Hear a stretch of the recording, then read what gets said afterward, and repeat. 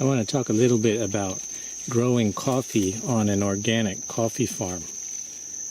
Here you can see this tree here has got a lot of foliage on it, and it has some very large coffee cherries, some more than ½ an inch across. This is growing on an organic coffee farm, and it's a very healthy tree. You can see it's already starting to flower again too. These are little buds that'll turn into flowers in a few weeks. And it still has its coffee crop from this year on it. But not for long. I'm going to pick it pretty soon. You can see how large some of these are.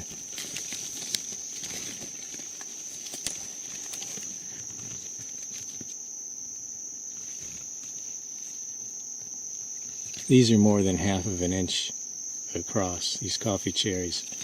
This is unusual for a coffee farm to find trees this healthy. Often you'll find this on a farm that uses artificial fertilizer. In this case, these trees, the only fertilizer they get is called compost tea, which is sprayed on them a couple times a year. And some of the trees are doing better than others, and a lot of it depends on where they're growing. This is a very productive area. The soil here is probably pretty mineral rich all by itself. But why would anybody want to grow coffee organically or inorganically?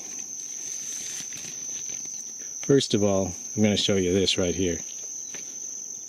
This is why it's hard to find inorganic coffee, because almost everybody is going to spray herbicide.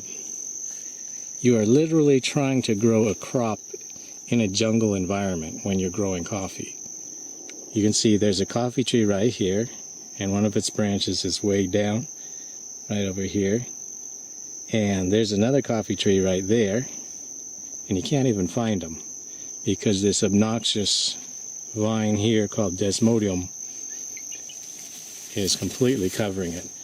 Not only does this stick and cling to everything, it also irritates your skin when you rub against it. Just look in here.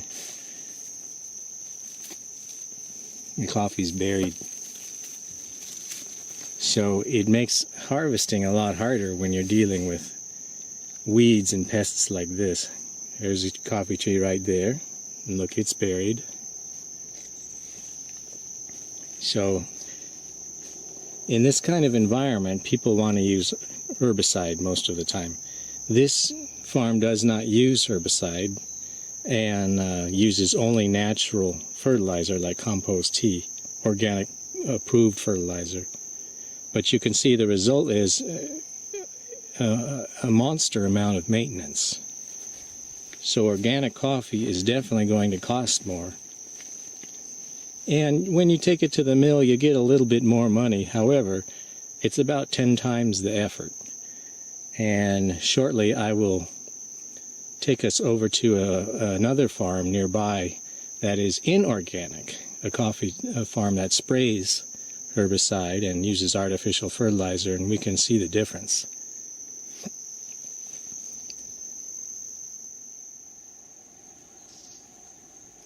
Alright, here's a nearby coffee farm that is not organic. It's in the same neighborhood.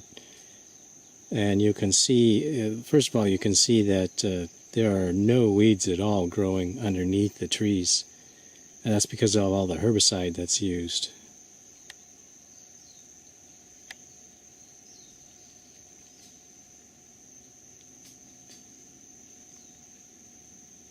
You can see some of the lava rocks right over here, bare rocks.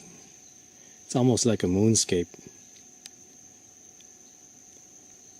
And the other thing you might notice is how much green foliage are on these coffee trees. They're really a dense green color, and that's because of all the artificial nitrogen-based fertilizer that's being used. So these trees will be a lot larger and hardier simply because of all the fertilizer they're getting, and they don't have as many weeds to compete with. but they won't necessarily have any more beans.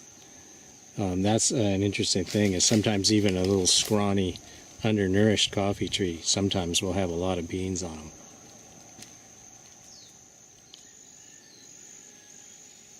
With healthy trees and very little maintenance cost, you can see why a farm like this could be much more profitable actually than an organic farm, even though you can't sell the coffee for as much money.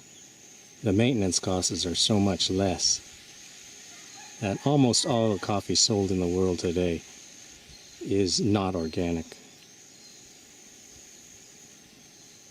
You can see this tree's coming right out of the rocks.